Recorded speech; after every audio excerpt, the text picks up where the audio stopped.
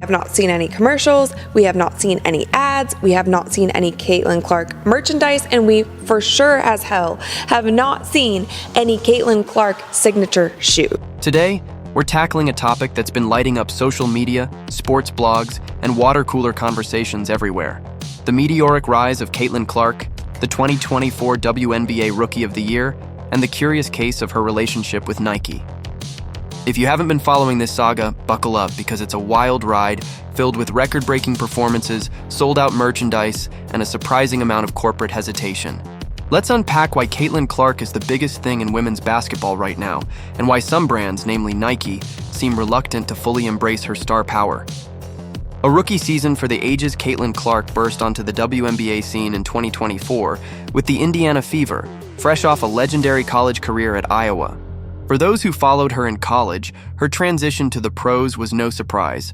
She was already a household name, known for her jaw-dropping long-range shooting, pinpoint passing, and a competitive fire that made her a must-watch player. How do you miss an opportunity like that? How do you not capitalize? It doesn't make any sense at all. And playing the politics where, oh, we need to release Asia's shoe first. Oh, no, it's not. But even the most optimistic fans couldn't have predicted the sheer magnitude of her impact in her rookie season. Clark didn't just play well, she dominated. She shattered WNBA rookie records, averaging insert hypothetical stats, e.g.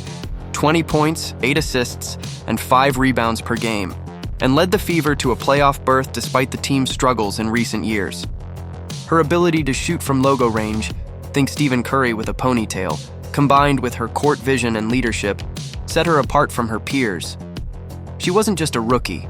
She was a phenomenon, drawing comparisons to basketball legends like Diana Taurasi and even male stars like Damian Lillard. But it's not just her on-court performance that's turning heads. Clark's arrival in the WNBA has coincided with a seismic shift in the league's visibility. Viewership numbers are through the roof, ticket sales have skyrocketed, and merchandise bearing her name is flying off the shelves. According to industry reports, ticket sales for WNBA games in 2024 grew by an astonishing 93% compared to 2023, which itself saw a 16% increase from 2022. To put that in perspective, without Clark's influence, the WNBA would have needed another 5 or 6 years to reach the attendance levels it's seeing today. That's not just growth, that's a revolution. The merchandise madness. Let's talk about the Caitlin Clark effect off the court, because this is where things get really interesting. Clark's marketability is off the charts. Her Indiana Fever jersey, according to Fanatics, is one of the hottest selling items in all of sports. Not just women's basketball, but all of sports. Viewership, let's talk ticket sales. Bear with me. Ticket sales grew in 2023 by 16% from 2022. Ticket sales have grown by 93% in 2024. What that means is without Caitlin Clark, There were even rumors that her jersey outsold Dallas Cowboys merchandise, which, if true, is mind-boggling. The Cowboys are a merchandising juggernaut, and yet here's a 22-year-old rookie from Iowa giving them a run for their money. But here's where the story takes a frustrating turn. Despite Clark's unprecedented popularity, the merchandise celebrating her achievements has been underwhelming, to say the least. When Clark was named the 2024 WNBA Rookie of the Year, Nike, the global sportswear giant that signed her to an 8-year, $28 million deal, released a commemorative t-shirt to mark the occasion. That's it, a t-shirt. No signature shoe, no high-profile ad campaign, no limited edition apparel line. Just a plain, uninspired t-shirt listing her rookie records. Now, don't get me wrong, a t-shirt is nice. But for a player of Clark's caliber, who's rewriting the record books and drawing millions of new fans to the WNBA, a t-shirt feels like a slap in the face. And yet, even this lackluster offering sold out in 50 minutes. 50 minutes! That's faster than most concert tickets or limited edition sneaker drops. It's a testament to Clark's star power that fans snapped up a basic t-shirt in record time, but it also raises a glaring question. Why isn't Nike doing more to capitalize on her popularity? Nike's curious silence. Nike's relationship with Caitlin Clark is one of the most perplexing aspects of this story. It's gonna help it change for the better. All of a sudden, we gonna see Asia Wilson. She may get some more shine because she's that girl. Diana Taurasi gonna get more shine because we know what she brings to the table. Ionescu, she... When Clark signed her $28 million deal with the company in 2024, it was hailed as a major coup for both sides. Nike had secured one of the brightest young stars in sports, And Clark had the backing of a brand known for turning athletes into global icons. Think Michael Jordan, LeBron James, Serena Williams.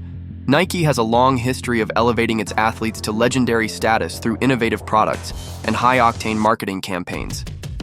But with Clark, something's off. While Nike has been quick to promote other WNBA stars, most notably Angel Wilson, Clark's achievements have been met with a deafening silence. Wilson, a two-time MVP and WNBA champion, is undoubtedly a phenomenal talent and a deserving face of the league. Nike has pushed her as the centerpiece of its WNBA marketing, releasing signature products and featuring her in prominent campaigns. But Clark, who's outselling Wilson and nearly every other player in the league, because we know what she brings to the table. Ionescu, she's gonna get more shine. Others, black, white, everything in between. It's about the ladies, now more so than ever before. While Nike drags its feet, another sportswear giant is wasting no time recognizing Clark's greatness, Adidas. In a move that caught the attention of the sports world, Adidas publicly congratulated Clark on her Rookie of the Year award, with none other than Billie Jean King, an Adidas ambassador and a titan in the world of sports, leading the charge. King, a longtime advocate for equality in women's sports, praised Clark's record-breaking season, her passion for the game, and her transformative impact on the WNBA. King's endorsement wasn't just a polite nod, it was a powerful statement. At a time when Nike, Clark's own sponsor, had yet to fully acknowledge her achievements, Adidas and King stepped in to fill the void. It was a masterclass in brand strategy. Adidas saw an opportunity to align itself with a rising star and seized it. For Clark's fans, it was a refreshing change of pace, a reminder that not every company is blind to her influence. Imagine if Clark had signed with Adidas instead of Nike. By now, she'd likely have her own signature shoe, a full apparel line, and a marketing campaign that celebrates her as the face of women's basketball. Adidas has a history of betting on young talent. Think Damian Lillard or Anthony Edwards, and they'd likely have gone all in on Clark. Instead, she's locked into a Nike deal that, while lucrative, isn't delivering the kind of support she deserves. The WNBA's hesitation Nike isn't the only institution struggling to keep up with Clark's star power. The WNBA itself has been surprisingly slow to embrace her as the face of the league. Clark's Rookie of the Year win, while well-deserved, was marred by controversy. The announcement was leaked over a week before the official reveal, and shockingly, Clark didn't win unanimously, a decision that raised eyebrows among fans and analysts. On the wrong team, she's got the wrong skill set to handle the physicality of that league, and she's a rookie, targeted by society, targeted by her looks, targeted by her reputation. In a season where she broke records and transformed the league's visibility, the fact that some voters overlooked her feels like a snub. The WNBA's hesitation to crown Clark as its new star is puzzling. She's not just a great player, she's a cultural phenomenon. Her games are must-watch TV, her highlights go viral, and her presence has brought new fans to the league, fans who might not have tuned in otherwise. Yet, there's a sense that the league is resistant to fully embracing her, perhaps because she doesn't fit the traditional mold of a WNBA superstar. Clark's style of play is electrifying. Long-range bombs, no-look passes, and a fearless attitude that makes her a magnet for attention. But her rapid rise has also sparked backlash, some of it rooted in unfair criticism. As a white player in a league where black athletes have historically been the dominant stars, Clark has faced scrutiny that feels personal at times. Social media is filled with debates about her impact, with some accusing her of receiving undue attention or claiming she's not equipped to handle the physicality of the WNBA. These critiques often ignore her stats, her work ethic, and the undeniable fact that she's elevating the league.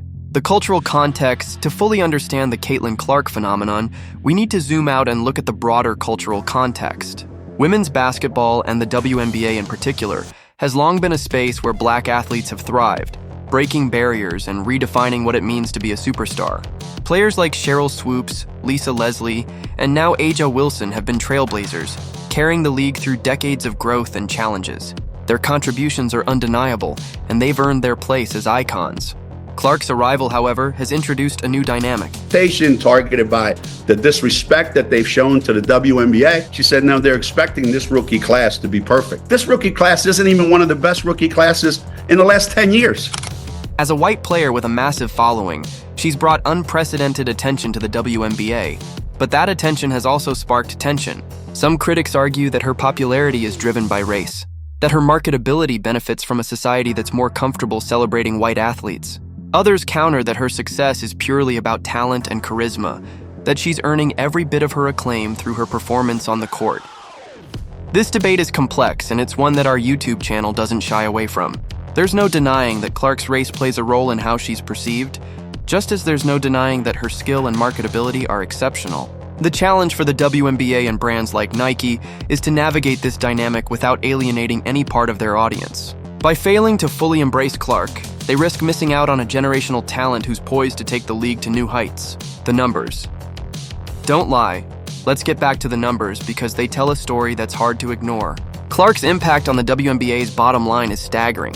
Beyond the 93% increase in ticket sales, viewership for Fever games in 2024 was among the highest in the league.